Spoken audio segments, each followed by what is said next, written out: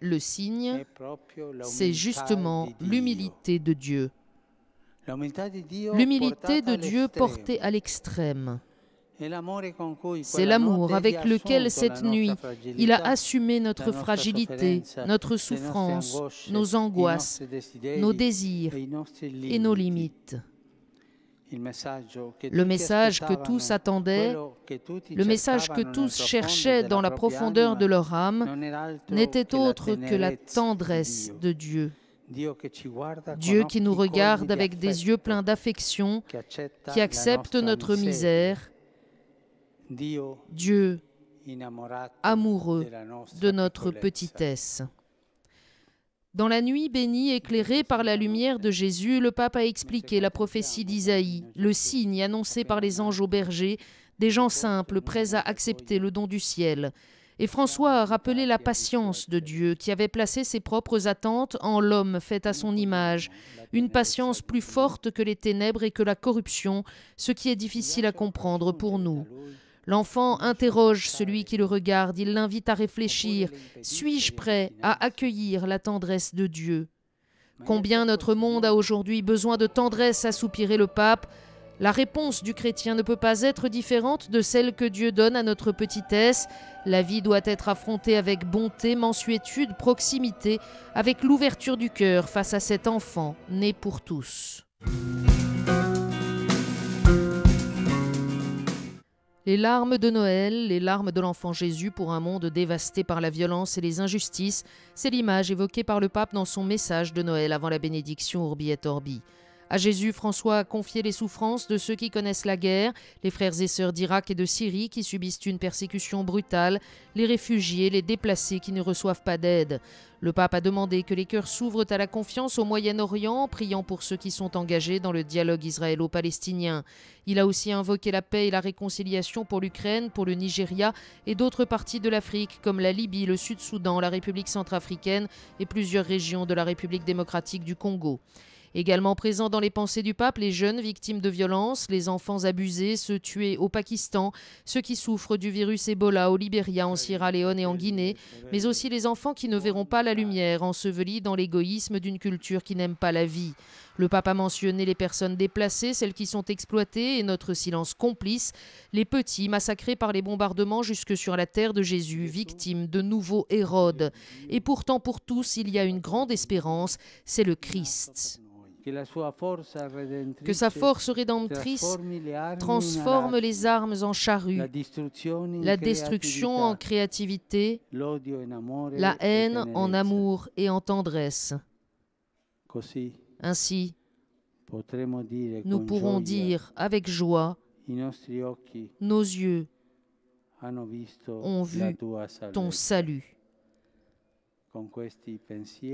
Avec ces pensées, bon Noël. Benedictio Dei Omnipotentis, Patris et Filii et Spiritus Sancti, descendat super vos et maneat semper. Amen.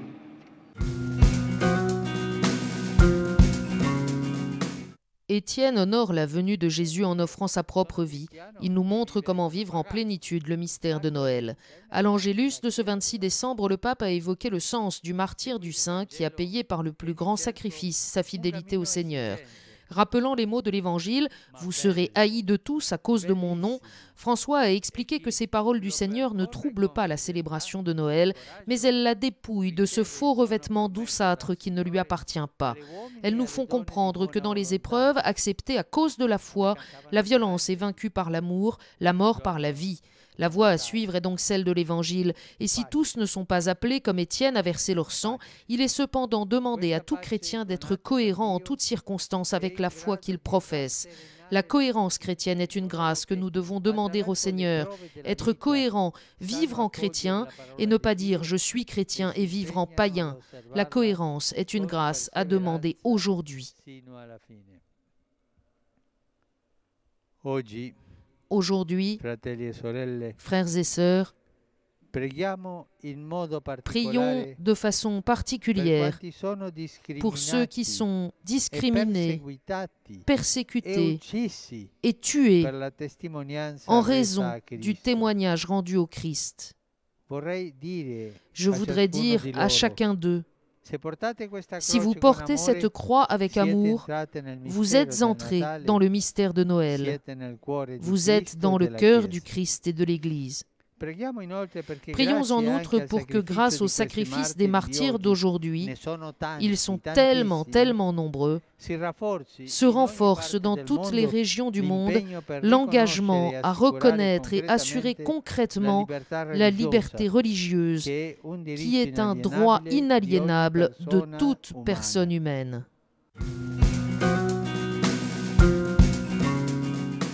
Le pape François a rencontré des centaines de familles nombreuses venues d'Italie et de toute l'Europe pour la fête de la Sainte Famille ce 28 décembre au Vatican à l'initiative de l'association italienne qui les rassemble.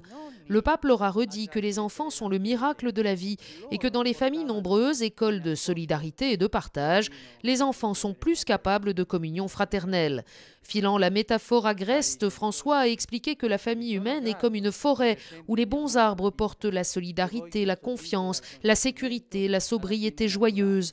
Les bons arbres sont ceux qui ont de bonnes racines, les grands-parents, un tronc solide, les parents, et de bons fruits, les enfants.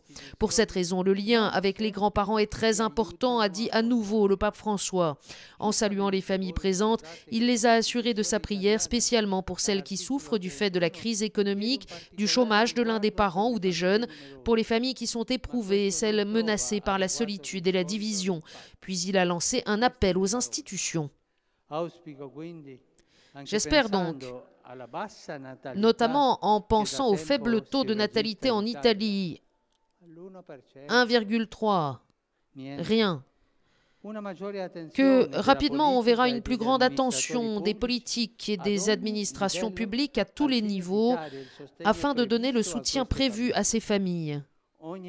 Chaque famille est une cellule de la société, mais la famille nombreuse est une cellule plus riche, plus vitale, et l'État a tout intérêt à investir sur elle. Une petite famille qui ne saute pas aux yeux, que l'on ne remarque pas.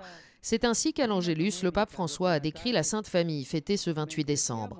Anne et Siméon reconnaissent en Jésus le Messie. C'est l'enfant qui rapproche les générations puisqu'il est la source de cet amour qui unit les familles et les personnes, qui est vainqueur de la méfiance, de l'isolement et de l'éloignement. Une fois de plus, le pape a ainsi souligné le rôle prépondérant des grands-parents dans la vie des familles. Et bien sûr, il a évoqué le message de foi donné par l'exemple de la Sainte Famille. Lorsque les parents et les enfants respirent ensemble cette atmosphère de foi, ils en tirent une énergie qui leur permet d'affronter les épreuves difficiles, a expliqué François. La famille de Nazareth brille de la lumière de la miséricorde, exemple pour toutes les familles. Une lumière qui encourage à offrir un peu de chaleur humaine à d'autres familles où pour des raisons diverses manquent l'harmonie et le pardon. Une lumière qui aide face à la maladie, au chômage, aux discriminations et même à l'épreuve de l'émigration forcée. À la fin de la prière, le pape François a lancé aujourd'hui un appel.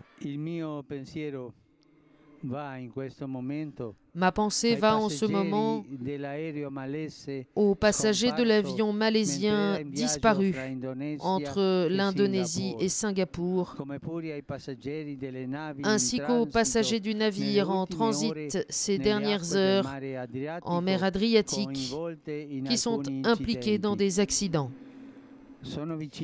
Je suis proche par l'affection et la prière des membres de leur famille et de ceux qui vivent avec appréhension et souffrance ces situations difficiles, ainsi que de ceux qui sont engagés dans les opérations de secours.